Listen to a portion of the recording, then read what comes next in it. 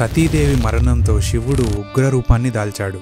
తన భార్య శరీరాన్ని చేతిలో తీసుకొని ప్రపంచాన్నే నాశనం చేయసాగాడు. శివుడు ఆగ్రహం నుంచి ప్రపంచాన్ని కాపాడడానికి మహావిష్ణువు తన సుదర్శన చక్రంతో సతీదేవి శరీరాన్ని ఖండిస్తాడు. అలా ఖండించిన శరీరం 51 భాగాలుగా విడిపోయి వివిధ ప్రదేశాల్లో పడుతుంది. అలా తన పైదవడ జుట్టు పడిన ప్రదేశం ఆలంపూర్. భారతదేశంలో ఉన్న 18 శక్తి పీఠాలలో ఇది 5వది. ఇక్కడ శక్తి ఎంతో ఉగ్రరూపంతో ఉంటుంది. ఈ అమ్మవారిని దగ్గర నుంచి చూడాలంటే మీకెంతో గుండె ధైర్యం ఉండాలి. ఈమె రూపం జీవన చక్రానికి ప్రతీక.